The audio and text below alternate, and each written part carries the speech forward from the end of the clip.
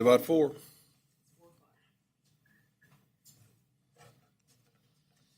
Is it 4 o'clock? It is. John, do you want to do the invocation? Sure, might as well. All right. I'd like to call July 18, 2022 Board of Public Works meeting to order. And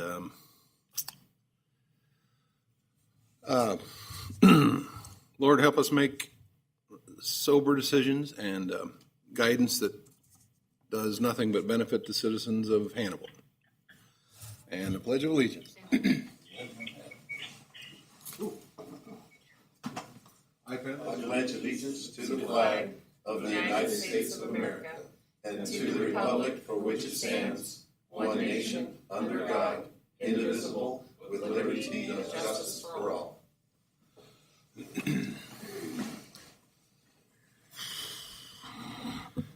In order to make this more advantageous for the flow, I'd like to make a motion that we change the agenda slightly to have Mr. Josh Youngblood next up, even though he's originally slated as a part of the new business. Second? I'll second it. All in favor? Aye. Aye. Bill? Bill, are you on? Aye. Okay. All right. I guess I'd ask that Josh Youngblood come up and give us his knowledge. Well, I will try to give you some knowledge. So again, my name is Josh Youngblood with MPUA.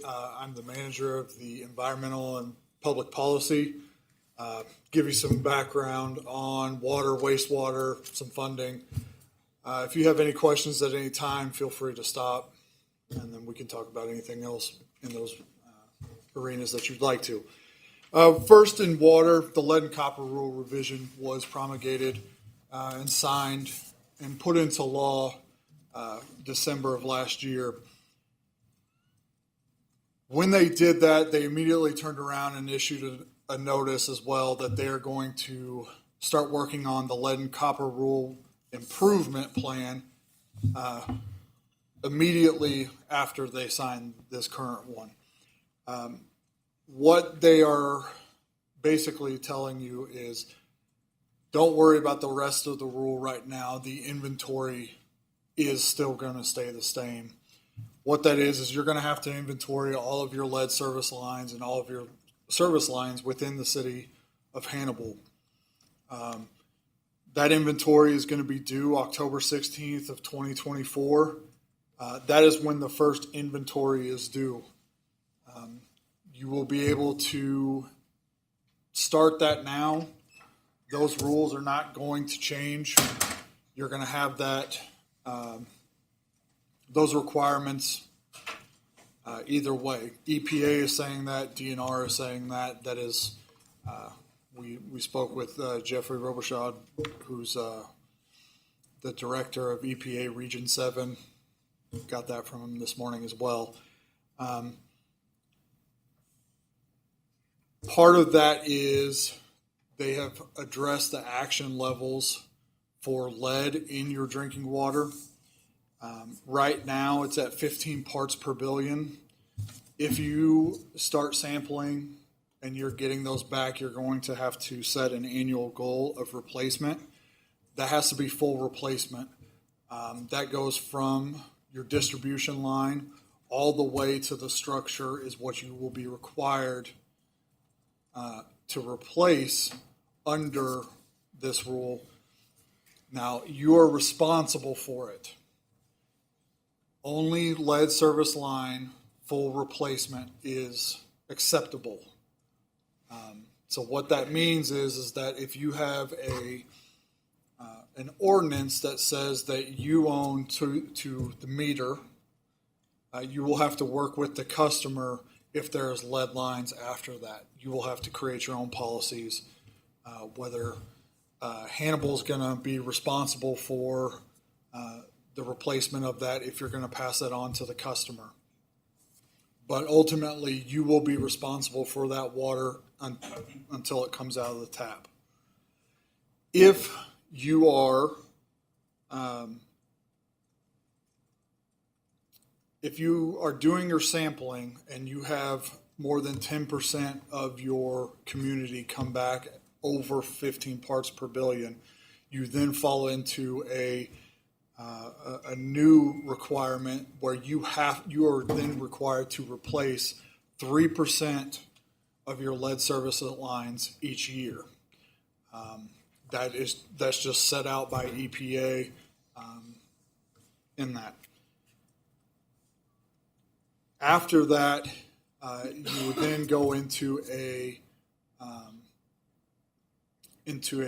corrosion control program.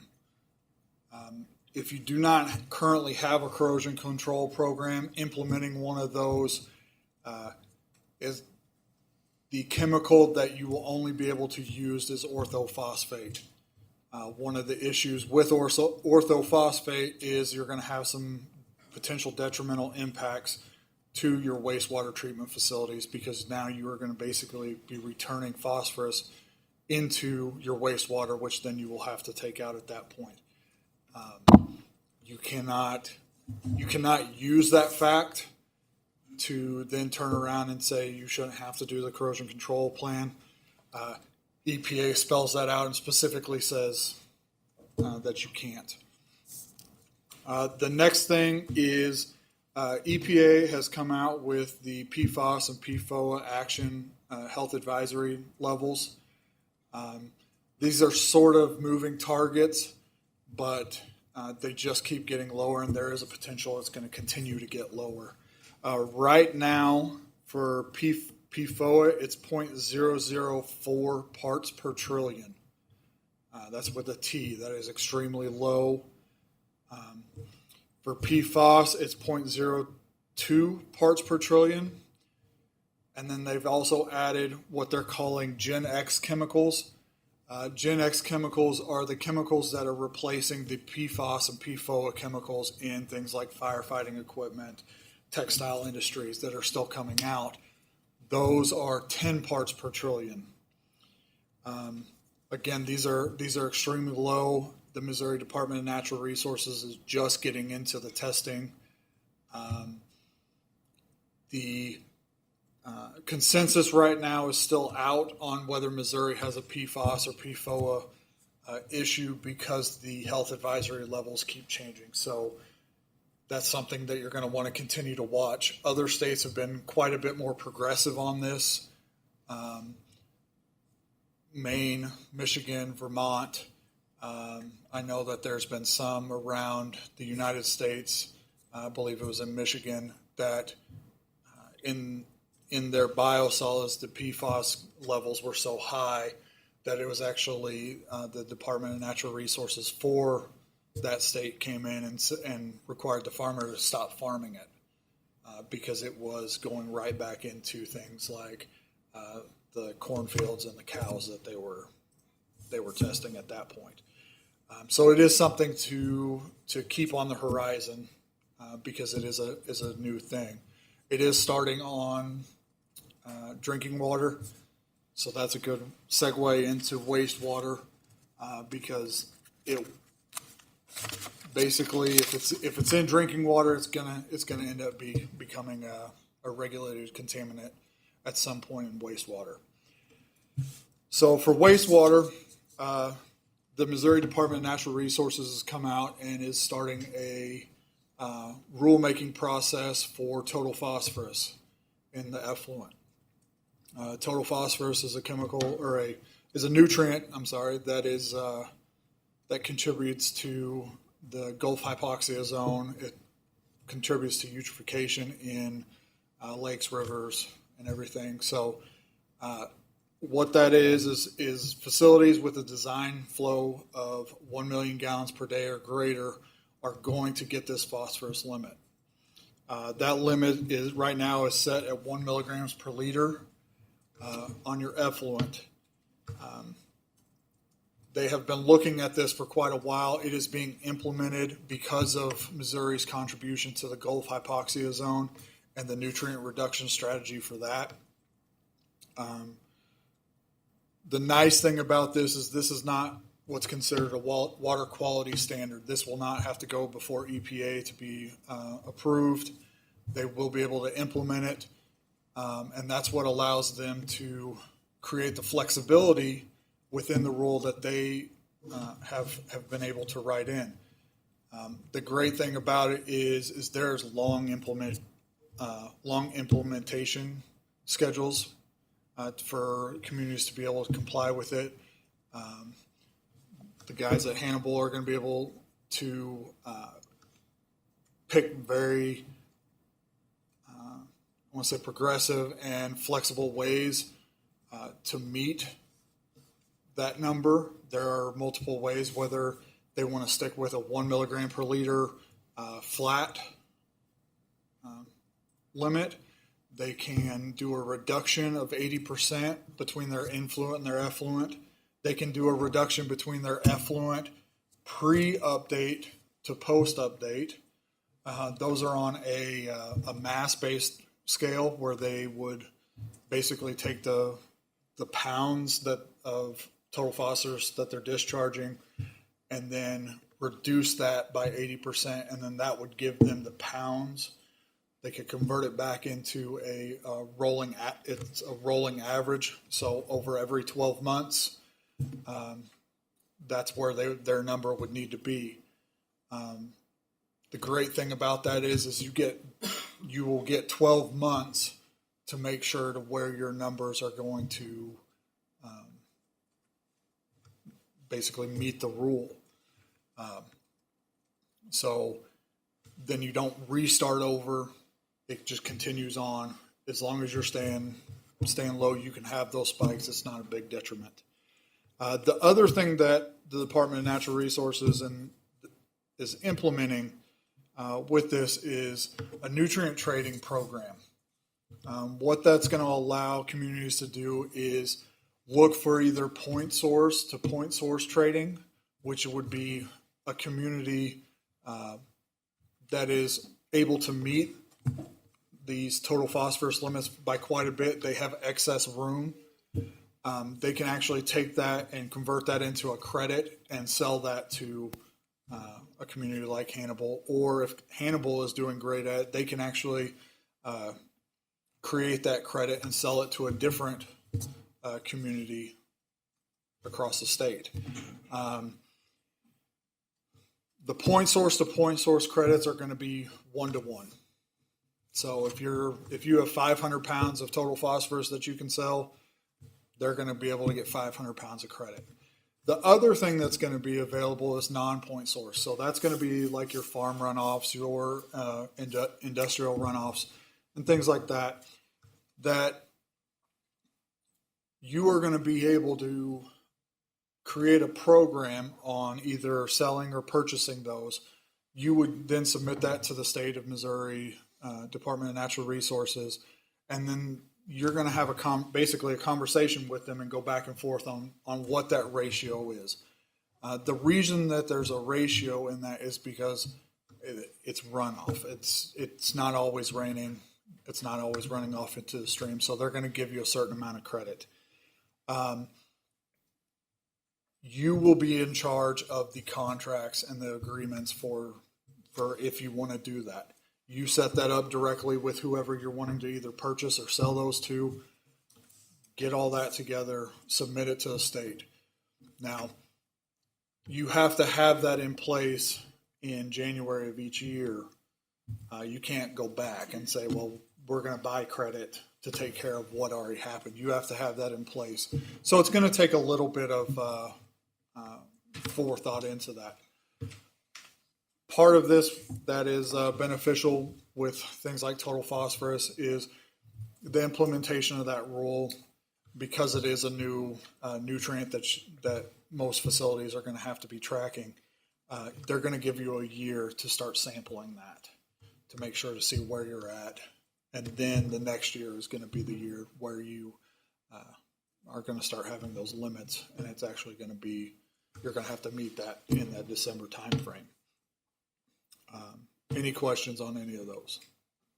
Yeah, basically, correct me if I'm wrong, we're mitigating agricultural runoff through water source and upstream and downstream. You can. So the community, in this case the board, is spending our money to mitigate something that we really have no control over. Unless we, maybe I'm speculating here, unless we were using wells, in other words, a well that would have less phosphorus or less agricultural runoff. Is that a direction, I guess, is kind of the thought? Right now, there's not the regulatory vehicle to regulate non-point source runoff, so agricultural runoff and things like that.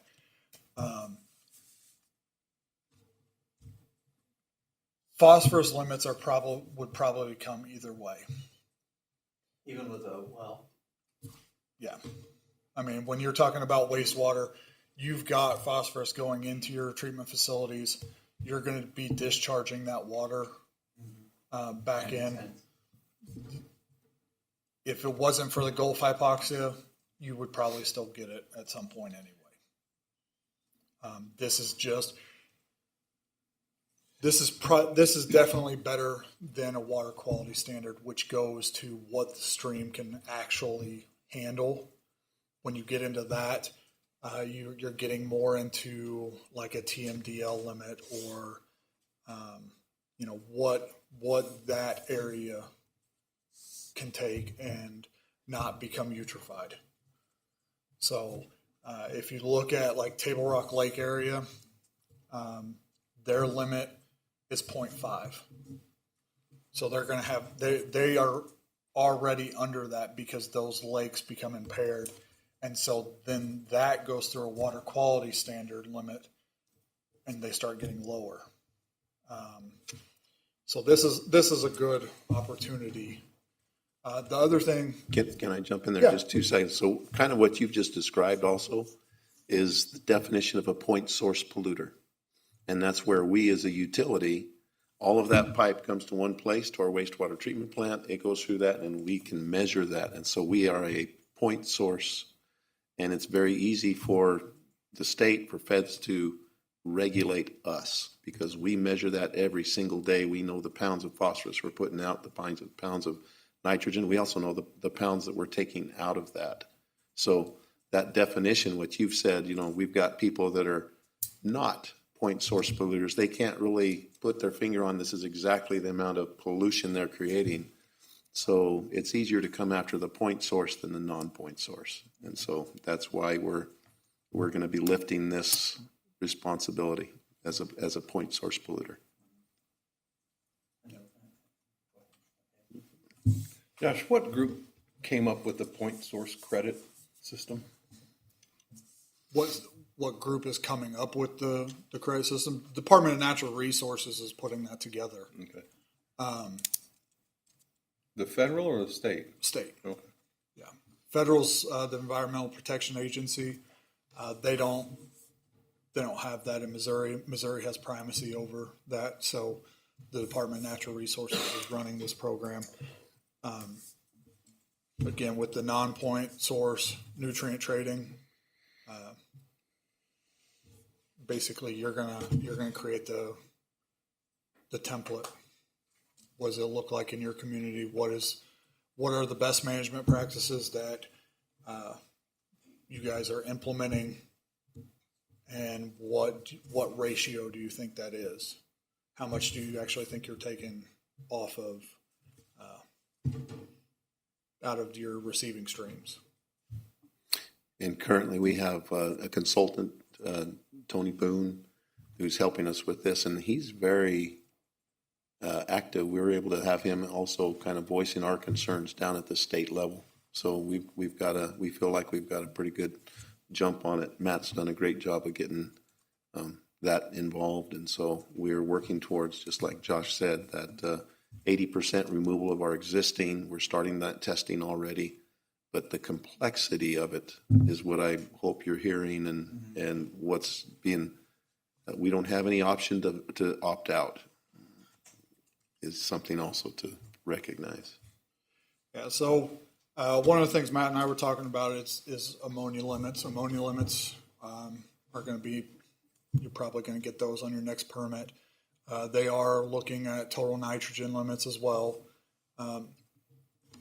Again, the best thing that they've done with this rule and that we've advocated for is the flexibility. We understand that a lot of communities don't have excess amounts of money to invest into wastewater treatment plants in the multi-million dollars. They need time to raise that. They want to, most communities want to maintain compliance with the regulations, but it takes time. They've allowed that with compliance with this rule. If you're going to tackle more than one nutrient at once, they're completely open to having those conversations about extending that out. So it is very flexible, but you will eventually have to comply with it.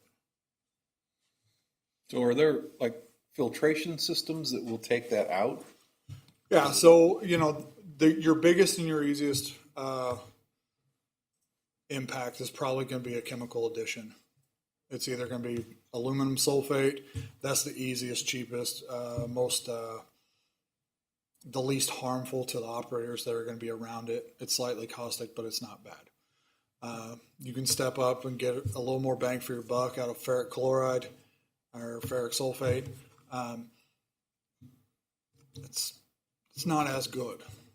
You can use less of it, but you have a little more impacts to your operators. After that, you're going to look at some treatment processes, depending on where you put it, filtration units. I know in most of the facilities that I've worked with, it's a cloth media filter. Usually it's around 5 microns, but you're not going to, more than likely it's going to be a chemical addition and then some sort of physical treatment. Again, there are biological ways to deal with it as well, but that's where you start getting into the more capital. Are they going to pass it along to like home source? We have subdivisions that have places, what are they called? Like package plants. Yeah, package plants. Right now, it's designed for design flows of 1 million gallons or more. So it's starting there. It's going to be those measures. There as well. More than likely, if we look at the trickle down of regulations, it'll be there eventually. Those aren't your heavy impacts most of the time. But it's going to be your design flow of 1 million gallons or more daily, and then it's going to hit the industrial. All industrial will end up having to have it, no matter what their flow is. So, any other wastewater questions? Timeframes on that? They have not completed the rule. MPUA has been involved with all the stakeholder groups on that. Probably 25, 26, but they're looking more at like 2030.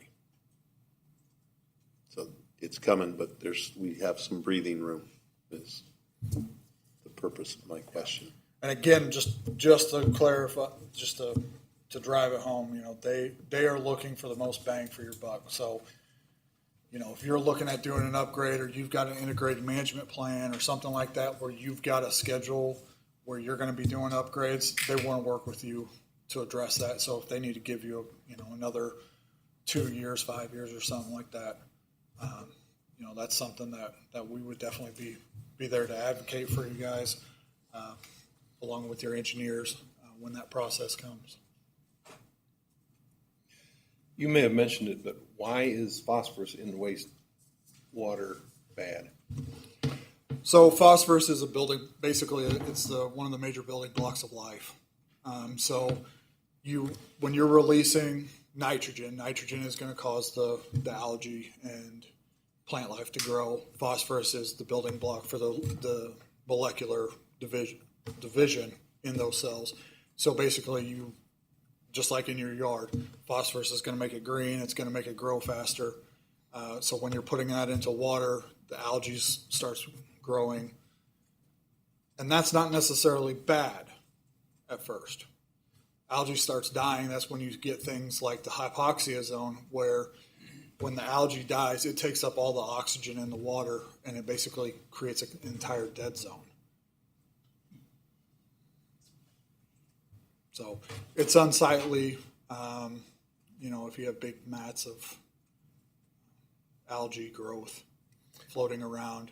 But when it starts dying, that's when it's impacting the aquatic life. All of it goes down to New Orleans.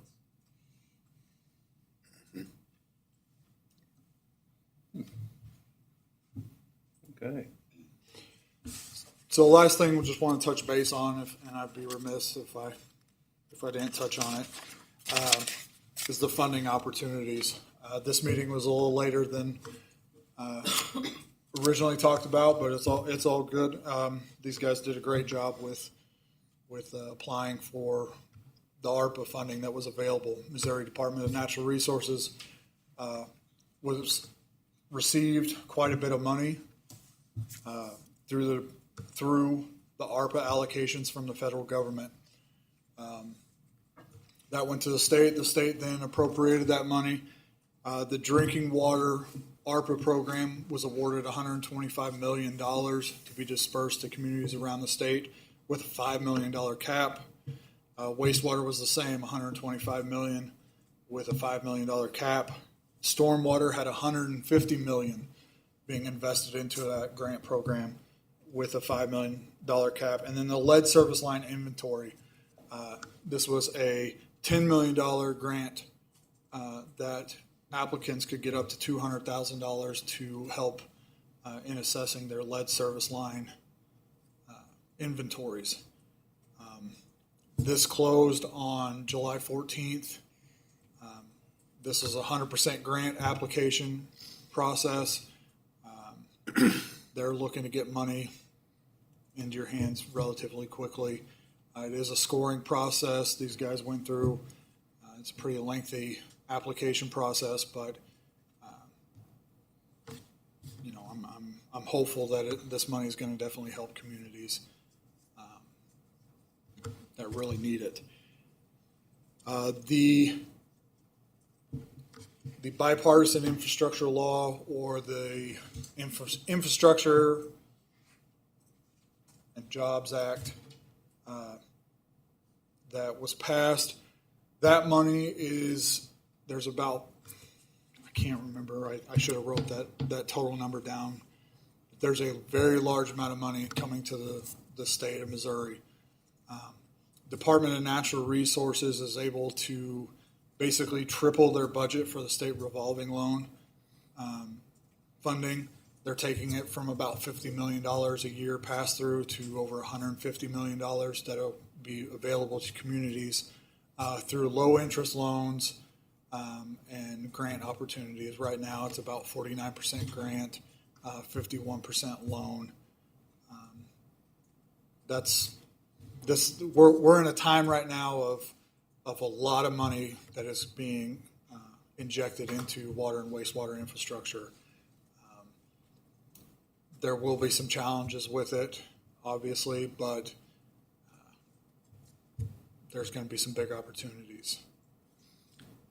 The ARPA is a competitive selection. How many communities in Missouri are able to apply for it? As far as drinking water and wastewater, they had to be municipalities. I believe there's like 960 throughout the state. Department of Natural Resources did a survey that they sent out. They came back at around $4 billion of need throughout the state. And that was on drinking water and wastewater. They got about $250 million. So please keep that in mind. We're going after that competitive bid. $4 billion in need, $250 million in available dollars. So Within the first week, there were 120 applications started and 9 completed within the first week of it opening. I should have got an updated number before I came, but I didn't have a chance to talk to Sarah yet. But again, it's a competitive application process that they're gonna look. They've got a clearly defined scoring rubric, and it's completely going off that rubric. That means that if you score 100 points and 100's a limit, they're going to fund you. If you ask for 100,000 to 5 million, they're going to take that cut off of it and go from there. So,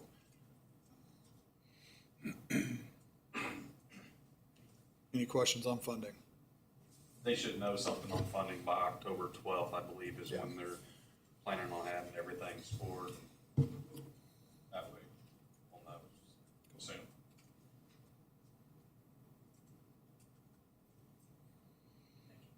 Good. Thank you. Thanks Josh, very much, Josh. Bill, you still involved here? Yo, Bill. Yes, I am. I've been listening and I've heard everything. No, I just wanted to let you know that the next agenda item is installation of officers. My recollection from last month is, I don't know if we need to just confirm votes, but as I recall, Bill was going to, go ahead. I'd like to open nominations. Got anybody in mind? Yeah, you. I'd second that. For what? President. For what? No. John, you're going to be the next president, buddy.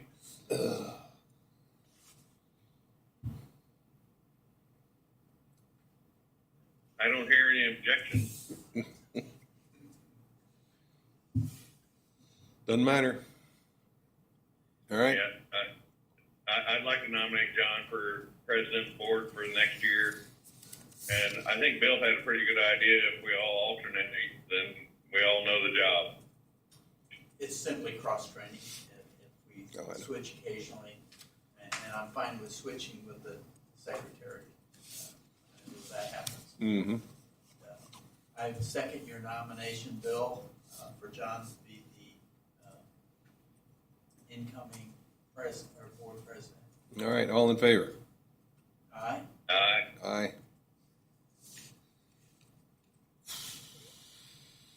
I guess I should make a nomination to Bill to be vice president.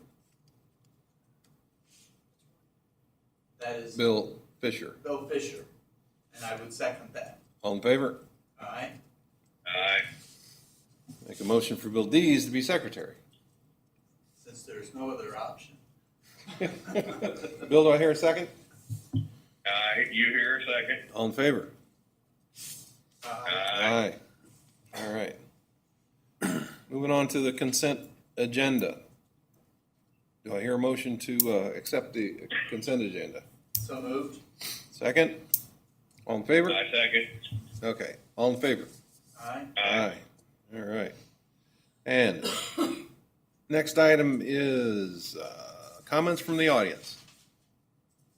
Gordon, we have you as an audience member. Do you have anything that you'd like to comment on?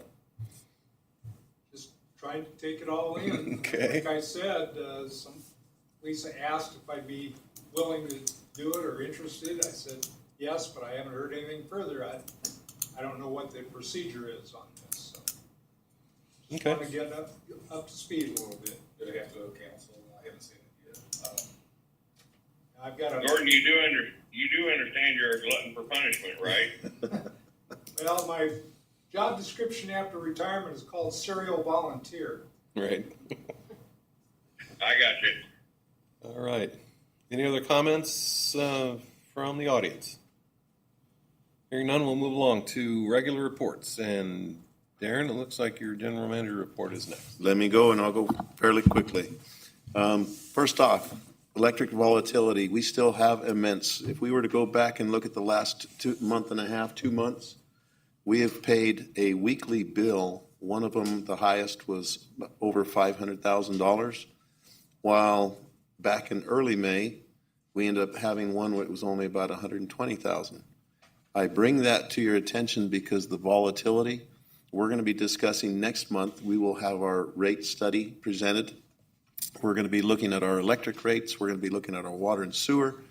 And those electric rates, we're going to be looking at addressing that a little more every single quarter. That we're going to be bringing that to you. We may have to make adjustments then. Currently, Paul will be giving the financials on that. We're okay to go forward. You had given the direction that we're going to be paying for the capacity charges from our reserve funds. We're doing that. We're still in the black. We're doing well. We're moving forward. The second part of my report is to say thank you very much to the customers. We have been doing outreach to them. When we get alerts of high power, we're sharing that with the community. And I would thank Michaela and the people she's been working with, Matthew and Emily, that they've gotten that information out to the customers. And it has, I believe, paid off, that we've been able to, again, kind of manage and keep things below that $500,000 mark continually. And so we're grateful for those efforts, and we ask that continue, that people, if they can do anything to shed those rates. Today, we had a high of $170 per megawatt hour at about 5 o'clock today. So this is still happening. We're still hitting those high numbers. Finally, for my report, I would tell you that the grain belt, we had a very positive result coming from the state and with grain belt. They have the expansion of the transmission capacity. While there were some movement out there to prevent the grain belt from continuing to get their transmission easements, the state said that it was pretty much grandfathered in. They'd already received approval by the PSC, and to go backward on that was not appropriate. And so we have about 4 very good things. Number one, the expansion of the transmission capacity from 4 megawatts to 5. That will benefit everybody in Missouri and everybody else down the line. There will be more access for the people of Missouri. That the initial was that they were going to have about 500 megawatts of power dropped off in Missouri. Missouri has said, in order for you to come across, we want the majority of that power here. So there's going to be about 2,500 megawatts dropped off in Missouri. Also, the increase that will equate to approximately $7.5 billion of energy and capacity cost savings over the next 15 years for the people of Missouri. And we will anticipate that as well. And for me, probably the very best news of this is it's going to improve the timing. They are going to phase their project instead of going from Kansas all the way to Indianapolis like the plan is, and ultimately they shall. They're going to get to Missouri, and that's going to be phase 1. So they're going to concentrate on that construction of the line from Kansas to us, Missouri, as a whole, and that we're going to get that power a little bit quicker. We do not quote, I will not tell you a time frame on that, because it's still, they have to acquire some more easements. They've got to get that all built and done, but they're saying that that is going to speed up when we get that power, and that's going to be a very real benefit for us. Just correct me, just for clarification, the power is generated with wind generation? Yes. Primarily. Yes, absolutely. So 100% wind? 100% wind. Yep. So we think it's a very good, it is a real positive for us. When we look at our max capacity on the worst, hottest summer day for us, we may hit around 60 megawatts. We're usually around 50 in the summertime, 52.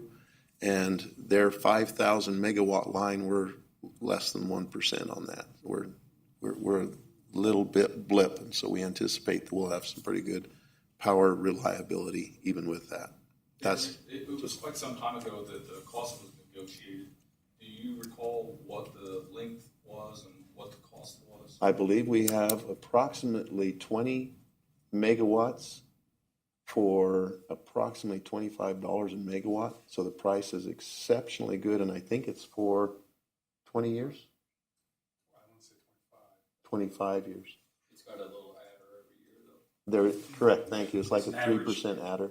It's an average of 25. Right. Okay. So it's a very, It was a wise move. it's a very good opportunity for us. So we're just kind of anxious to get it here. So when it does that, it'll be a real benefit to everybody.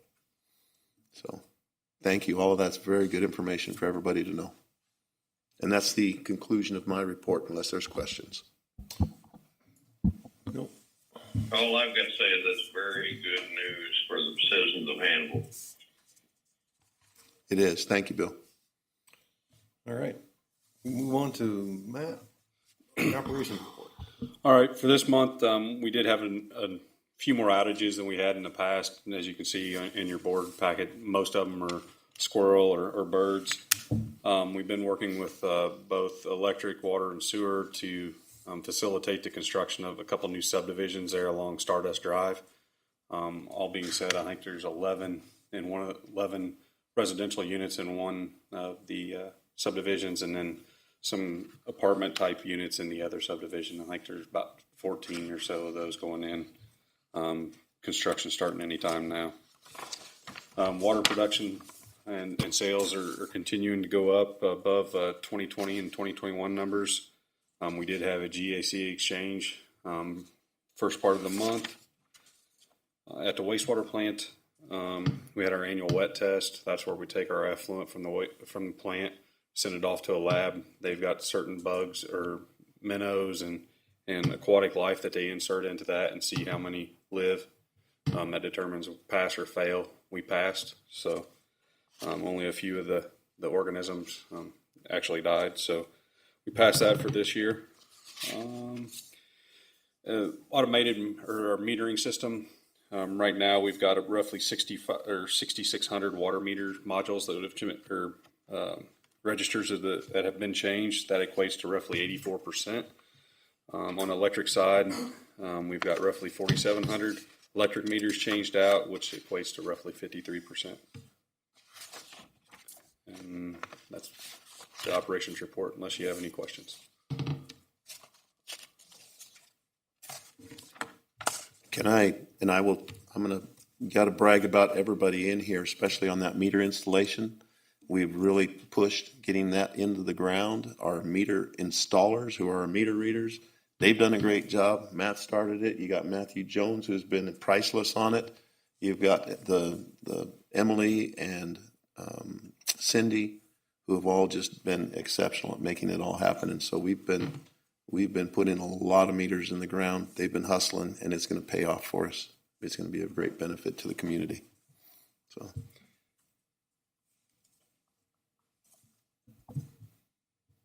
Ready for the project report? Yes, we're ready for project report, please. All right. Sewer project, one thing to note is we're working with Trek to finalize our hydraulic model. We had a meeting with them and their subcontractor there at the end of June to go over the progress they've made. And they're going to make a few tweaks. They had a few more questions for us, and then they'll get that finalized. That'll allow us to see what the capacity of the system is. And so that when we have new developments, especially further west in town, we'll know if there's any downstream improvements that'll have to be made in order to facilitate that. Utility development of the stormwater. We met with Black and Veatch at the last part of June. They're going to update some cost analysis that they had completed originally, and they're also going to help us with updating our schedule as we move forward toward that ballot initiative next April.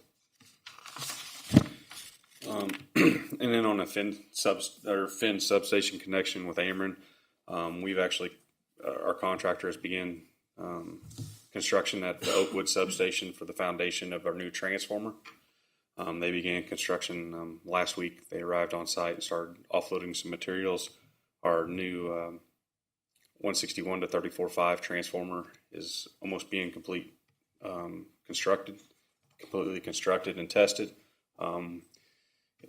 We're not ready to receive it here, so we're going to store it for a little bit until we're ready to receive it and get it installed. And so we've been working with the supplier on that, and then construction on the actual pole line to connect with the Finn substation. It'll begin roughly about the mid part of August. That's when we're anticipating receiving the last bit of materials needed for the construction of that line. And as I mentioned last month, they want to get out there and have all the materials, and that way they're not going out, putting half the line up and then having to go back and do more work. So that's all I've got as far as project report. Okay, any questions of Matt on those? Just one quick one on patch Street. Mhm. Maybe I asked this before, did we talk about lining that, or what, have we looked at a solution? About 12 years ago, we had the whole area smoke tested. There's a lot of rock laid up manholes. We went out and we've sealed a lot of those. We did some point repairs, shutting off service taps that are no longer being used, flood buyout areas, that sort of Would thing. lining help it though? Unless we're willing to line clear into the house, it's not gonna control it. What we're seeing is a lot of it is the service lines leaking, and so it's something we're going to have to address. We're trying to hit everything on the private side. There's several hundred, probably maybe 100 in the low lying or the creek or the high water table influenced areas. So There's really no long-term solution there unless we engage the property owner. yeah, and per our regulations, the property owner is responsible from the main back up to the house. So it's going to have to be. We're looking at maybe we've got one pump that's hitting its life expectancy. So we're looking at increased capacity of the pump without too much modification. We're also demonstrating some manhole lining technology that would help seal that out of those rock laid up manholes. So, and it's also going to include public outreach. When we went through and did our original smoke testing back in 2010, we did find a couple sump pumps just through talking with people while being out in the neighborhood. We don't know if maybe those houses changed hands or whatnot, and maybe those sump pumps got hooked back up to the sanitary system. So we're going to have to do some public outreach. Thanks. One thing I would like to mention as it relates to projects and Josh's talk earlier about the ARPA funding, we submitted 5 projects. We requested money for lead service line inventory. We requested water infrastructure money for redoing the gravity filters at the water plant, as well as rehabbing the pre-sedimentation basin. On the wastewater side of things, we resurrected a report from, I think it originally began back in the early 1990s, on getting sewer to areas of town that don't presently have public sewer. They're on septic tanks, hopefully. And so we got that report, we got that cost estimate updated, and we submitted an application for around $4 million to get sewer to those areas of town. And then we submitted 2 stormwater applications. One of them was to redo the Bear Creek Dam spillway. There's an issue with MDNR and permitting of the dam because the spillway wasn't constructed to original plan and specification, plus some regulation has changed regarding capacity of that spillway. So we submitted an application to do that, and we also submitted an application for assessment of our storm sewer system. I know the city had submitted an application on North Street, getting it completed as well. So. Man, question on a property that's coming up before planning and zoning. Munger and Stardust for potential business. There was a question on a stormwater easement there. Is that going to work out? We can talk about that. Okay. Thank you. Thank you. All right, who's next?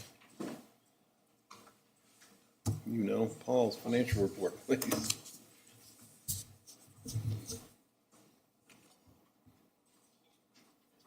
All right, I was just going to say thank you again to Josh. Really appreciated his insight he gave, and blanked on his name, Kyle, from last month on the electric side of things, and then we'll even get to hear from hopefully UFS next month. And so just appreciating all the minds and consultants that we have in place that help us make some of the decisions that we don't have to make alone, luckily. Financials here for June. So this is the end of our fiscal year 2022 to be exact. We'll start with the balance sheet. We did see a slight decrease in unrestricted cash for the month.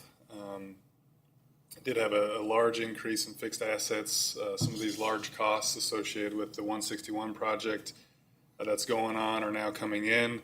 And so we're obviously adding those to our construction in progress account and then directly reimbursing ourselves with the loan that we took out for that project. So we are going to continue to see an increase in fixed assets. Obviously, once that project's complete, we'll capitalize it all at once. Substantial increase as an offset there in our liabilities with payables. A lot of those costs were kind of towards the end of the month, and so they're actually sitting unpaid there at the end of June. So utility-wide total assets were just a bit more than the previous month and about 13% more than last year. And again, that's due to the new debt in the electric fund. So if we look at the income statement for June, we did have a net loss utility-wide for the month of about $380,000 from what we had budgeted. Revenues are actually up again by about 4% overall, but our purchase power costs that Darren mentioned earlier were quite high for the month, about $519,000 over what we had budgeted. And in the water fund specifically, operating expenses were about 30% or $112,000 over budget. Again, that was due to the carbon change out that we had done at the beginning of the month. So if we compare ourselves to the same month last year, utility-wide net income was about $309,000 less than last year, basically for the exact same reasons that described above. We look at kilowatt hour sales in the electric fund, and they were right about consistent from a year ago. So year to date, how we finished up the year, purchase power cost, just base purchase power, we had budgeted about $17.7 million for the year, and we came in at about $19.8 million, so quite a bit over budget in just our purchase power. But again, like we've talked about every month, we've got our Prairie State MISO credits, that power that Prairie State generates that we don't end up using and is sold back into the MISO market. Those came in at about $6.8 million for the year, and we had only budgeted about $3.3 million. So 108% increase there to offset the increase in our purchase power. So utility-wide, we are about $2.1 million more than budgeted at this point. The water fund did finish the year a little bit behind budget due to higher operating expenses, which we definitely saw towards the end of the year with inflation and things like that in our materials. Net income in the sewer fund finished the year about $97,000 ahead of budget, so pretty close in that fund. One thing I did want to point out that I haven't mentioned in quite a while is we had the sale of the diesel generators back in July of last year. That was a significant gain that we recognized that we really haven't been taking into account because it skews the operating numbers, including that number would skew us quite a bit more.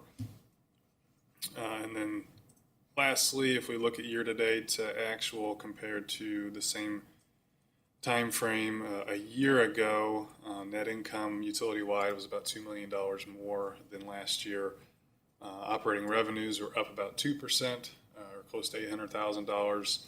Purchase power costs overall were less by about $2 million, and operating expenses were up by about $1.3 million. Again, I wanted to point out that these amounts are unaudited at this point, so we will likely see a change from what I'm reporting to you today and then where our audited financials actually come out. And again, our auditors will start that. They've started that process and done some interim testing. Just last week, actually, the official audit and final field work will be in September, and then they try to get that report to us by our November board meeting. So that'll be the plan again this year. We did see the substantial increase, like Darren said, in our purchase power towards the end of the month. We thought Winter Storm Uri was bad, but that's starting to become kind of the norm and some of the prices we're seeing. And so we are definitely keeping tabs on that, having UFS present next month on some of those projections going forward. And so we'll definitely have a plan of action on that, and we'll report more on that next month. got our normal reports in there. I'll bring your attention down to the dashboard on page 22 to look at our debt service coverage ratios. The water fund finished the year at about a 1.39 debt service coverage ratio based on the most recent calculation. That was a slight decrease from the prior month, but we did increase water rates. Those went into effect here July 5th. And so in order to continue to meet this debt service coverage ratio, we do anticipate having the revenues in place now for next year, and we'll continue to monitor that. Obviously, the electric fund is now needing to abide by that bond covenant of 1.25 as well, and so we'll continue to monitor these throughout the next fiscal year as well.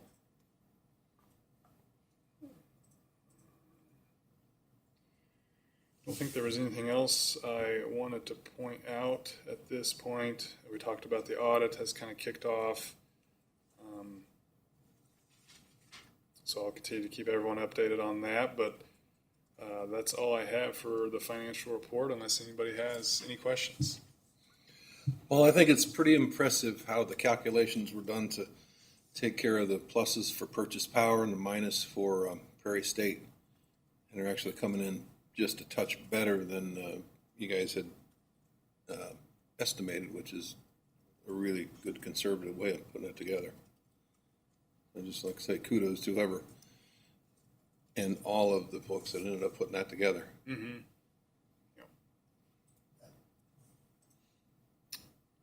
That really falls squarely on Paul. Paul does a great job there, and the consultants have done a great job helping out as well. But definitely keeping it conservative. Yeah.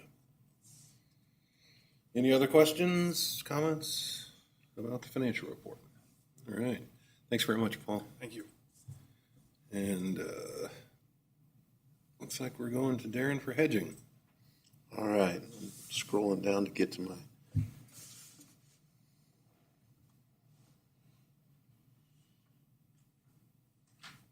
Oh, no, electric risk management, sorry.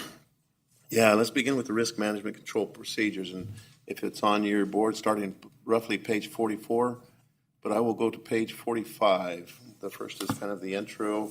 Page 45 looks kind of like this. What we are looking to do is to put memorialize our risk control practices. When it comes to taking and purchasing our power, you have an option of going out into the market and hedging. In other words, we're going to take and go out and say, all right, we're going to buy 20 megawatts of power at what a generator will provide to us.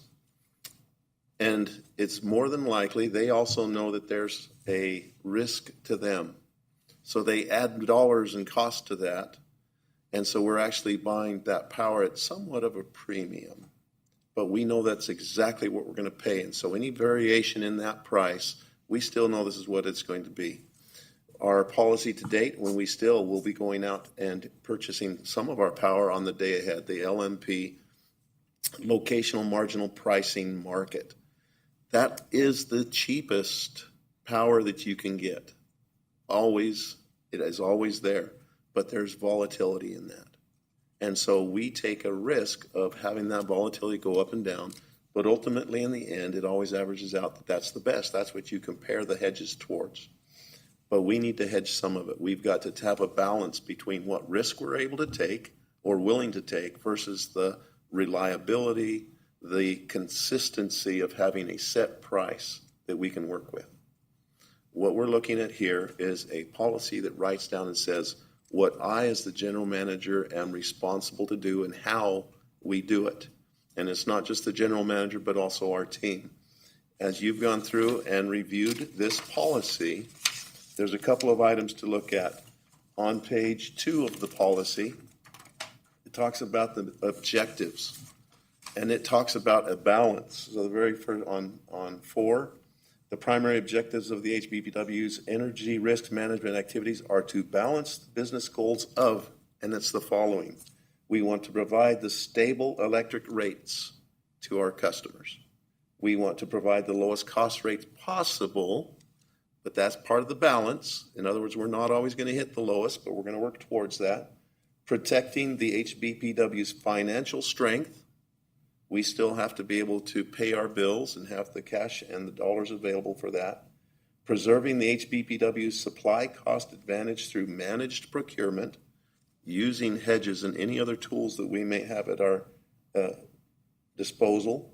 Complying with the RTO risk management certification requirements. In other words, we still have to be able to meet all of the rules of the people we're purchasing from, plus all the rules of MISO that we get that power from. So all the transmission rules, we have to follow them as well. So what's RTO? Regional Transmission Organization, that is MISO.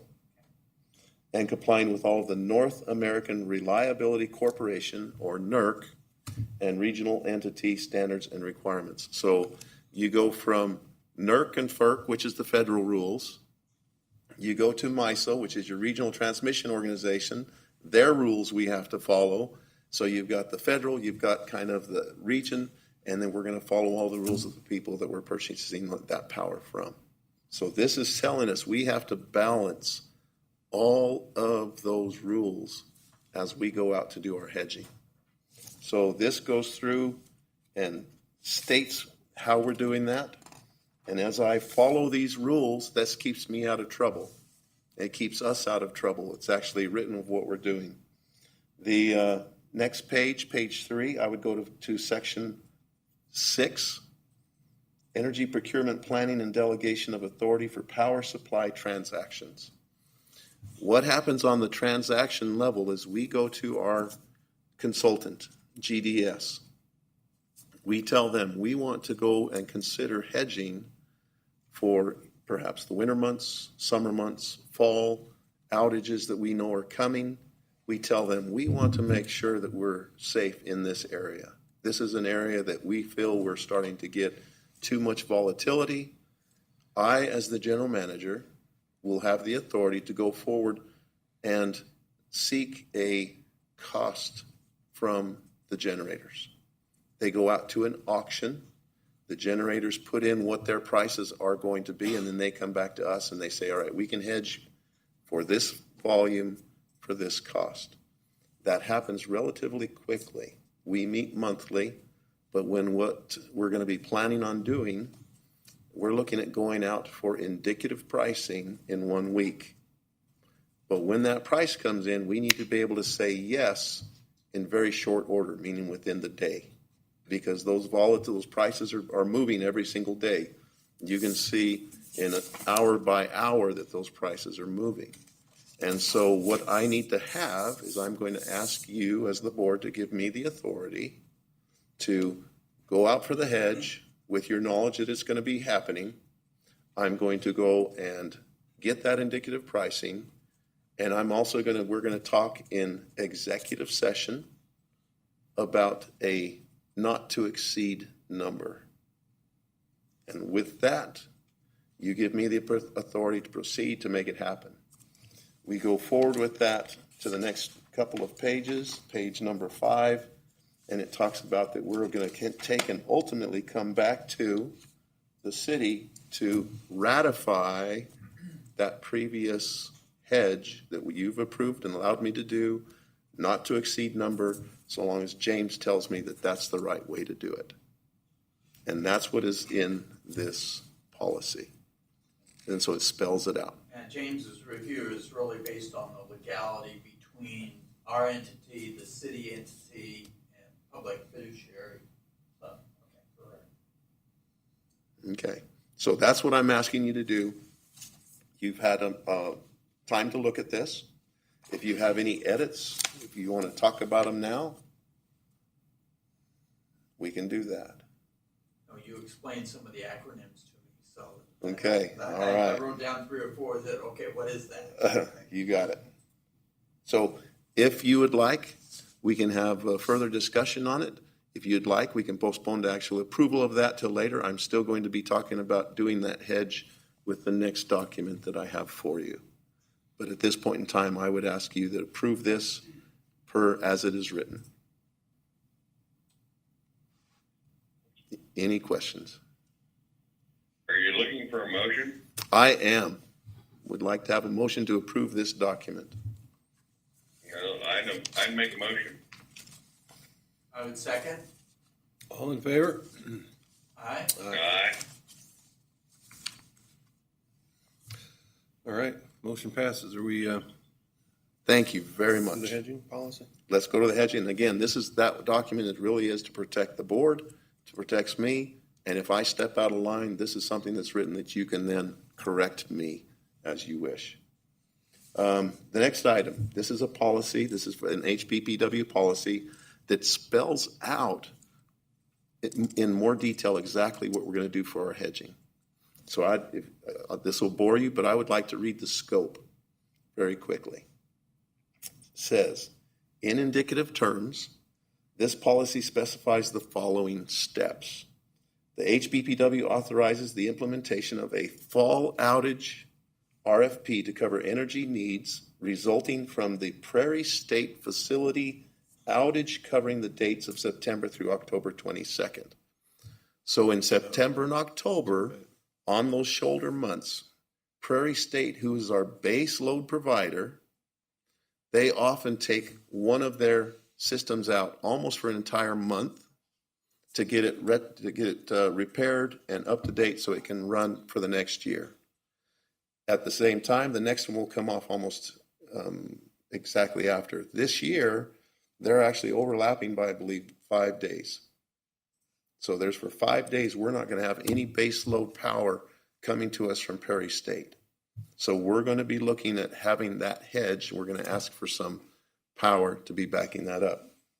So said RFP process will commence as soon as practicable, starting in 2023 as RFP processes for the respective years' fall outage needs will be targeted to commence on March 1st of each year. So we're going to watch that. Now, the last hedge we did was with Heath back in 2019. He covered all the way up to our current date. We need to catch up. And so that's what this is stating. We're going to be taking care of that outage for Prairie State. Next paragraph, the HBPW authorized the implementation of a winter hedge. The next paragraph, we're going to be authorizing the implementation of a capacity RFP, hedging needs for the MISO planning year ahead. That will be started in January of each year. The next paragraph, we're looking at the spring outage RFP to cover the energy needs resulting from the Prairie State facility outage covering the dates of March 23rd. So we're looking at covering that the next year out. And then the final paragraph, it covers the HBPW authorized the implementation of a summer hedge RFP to cover on-peak energy supply needs for June 2023 through September 2023. Said RFP process is targeted to commence on September 1 of 2022, starting in 2023. An RFP process for the upcoming year's summer hedge will need to be targeted to commence on September 1 each year. So this really takes and again memorializes the calendar of where we're going to be going out. We're going to be looking at our summer hedges. We're going to look at our winter hedge, and we're going to look at that date when Prairie State is offline. We're going to need to follow this carefully until we have the grain belt, and that starts bringing us power, and that will change our portfolio, and then we'll come back to that previous document where we're going to take and reassess it at that time and see how much hedging we need to do going forward. Okay? And so with that, I would also, again, I would ask you for questions, absolutely, but then I would ask for a motion to approve this and to adopt it. So is there something happening in March of 23? Like another planned outage? Yes. Is it? No, not in March. What are you looking? Mainly that's the date. So what we're looking at is starting in March to get the hedge for your September outage. Oh, okay, okay. Okay. I see. So we're 6 months or so ahead of time when it comes to get those pricing. Motion to approve the electric hedging policy. Second. All in favor? Aye. Aye. Aye. Thank you. Thank you very much. The last document that I have for you, very quickly. Sorry, Paul, did I jump on you? I did. Yeah. Sorry, Paul, you're up.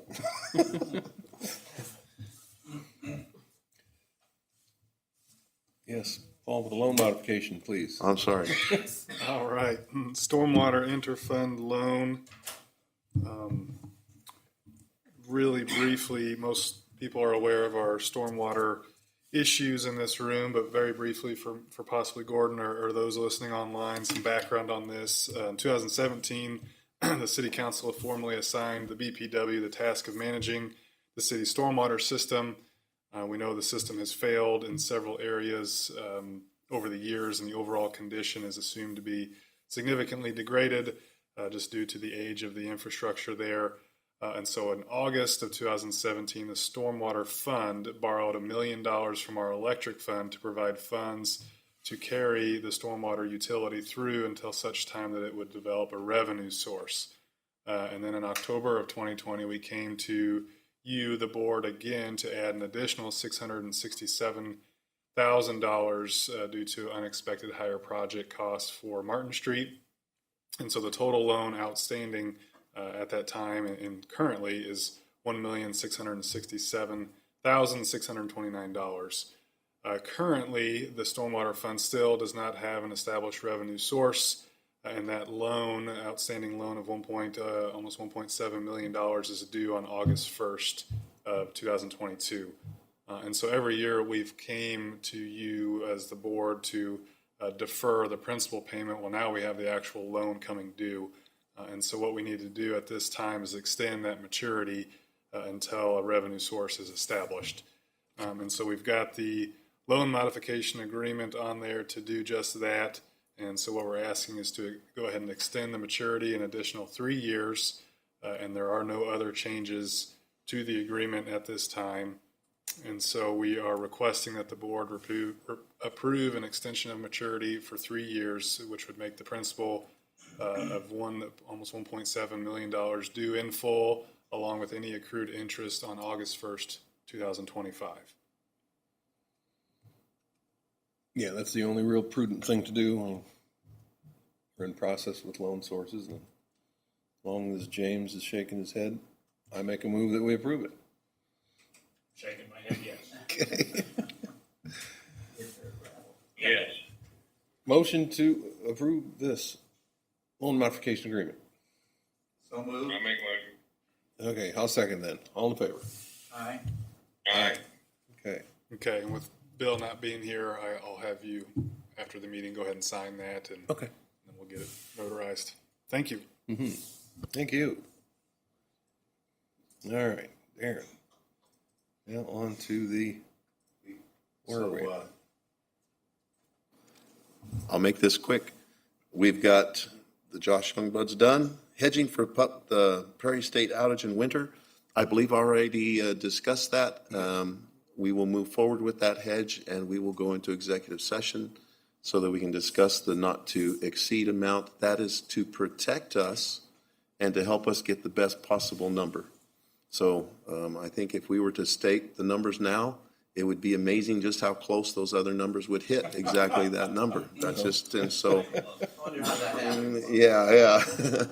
I think it's appropriate that we do it this way, and that's for the betterment of our community. And C, ordinance supporting the section 7.306. This is an ordinance. This is going to be going before the city tomorrow night.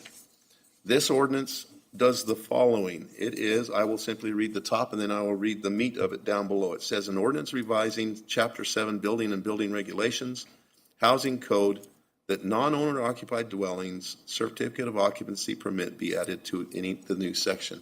What is happening is we've got people that own a property, they're renting it out, but sometimes going from that owner to a new tenant, we don't know if it's safe, we don't know if it's still occupiable. And what we're saying is that we need to have a building inspection of the facility to make sure that it is safe.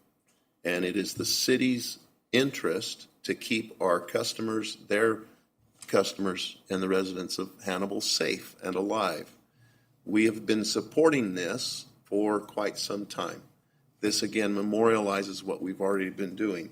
Here in the body of this ordinance, it says, the Board of Public Works is hereby directed that prior to transferring utilities into the name of the tenant or any non-owner occupied dwelling, that they shall first verify with the office of the building inspector that the property holds a current and up-to-date occupancy permit. The Board of Public Works shall not transfer such utilities until either they have received notice that there is a current and up-to-date occupancy permit, or alternatively, that the city manager has overruled a determination of the building inspector pursuant to Section 7-272. We have already been doing this.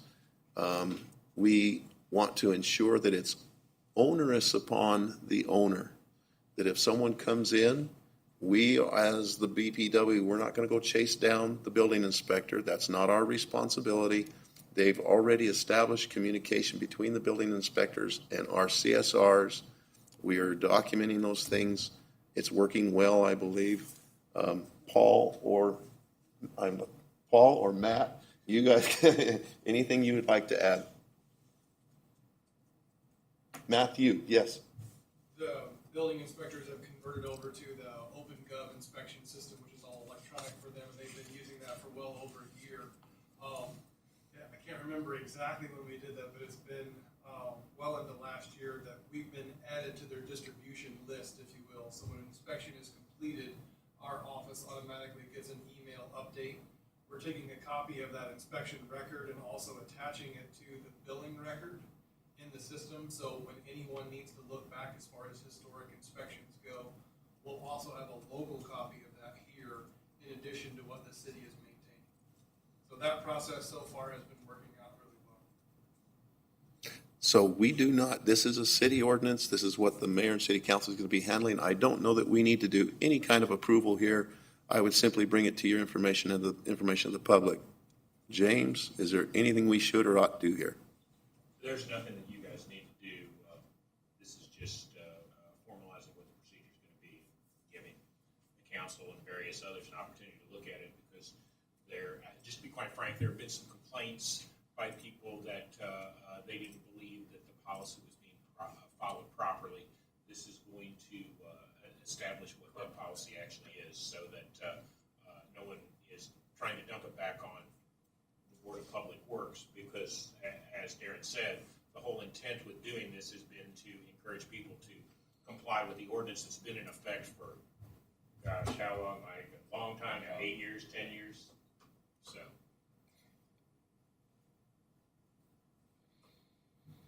I think it's a great policy. Sure. I wish we could have some influence on the types of things that they should inspect for, like carbon monoxide, but that's not our department. We're just worried about put the bill in your name. It has to be up to the code or the qualified inspection.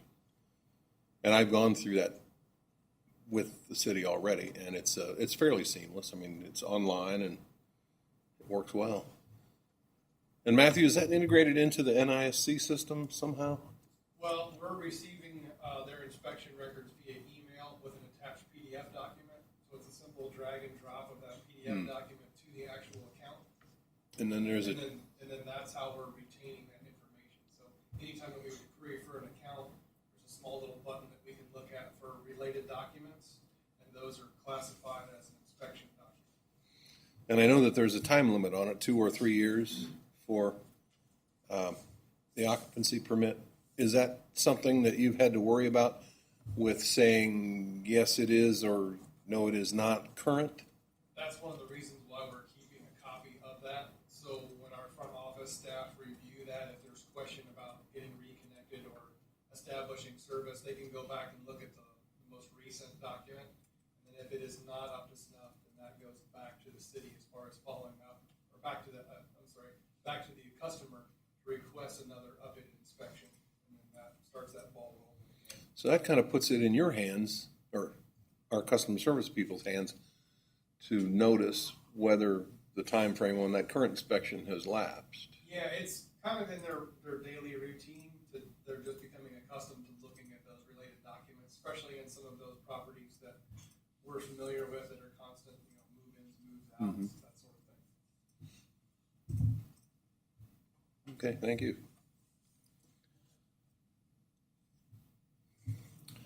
All right.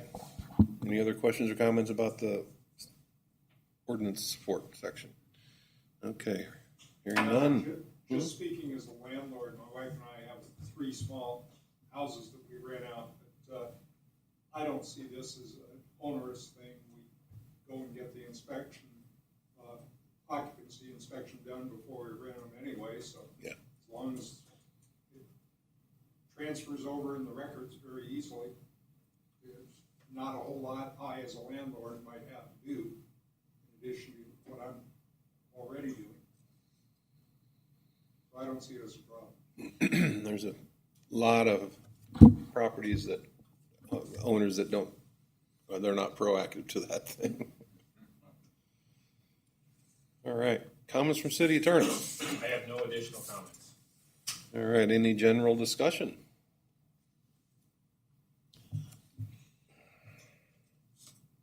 Okay, hearing none. Can I have a motion to go into closed session? Yes, I'll make a motion. Let Bill read it. Let Bill Dees read it. Pursuant to section 610.20 or 2112 of the Missouri Sunshine Law, the meeting shall convene in a closed session to discuss contracts, admitting board members Darren Gordon, Paul Trahale, Courtney Harris, and James Lemon. I'll make a motion. Is that enough? Oh. Did you second that, Bill? Yeah. Okay. All in favor? Aye. Aye. All right. We didn't invite Matt because he and Michaela are heading off to Kiwanis with Gordon.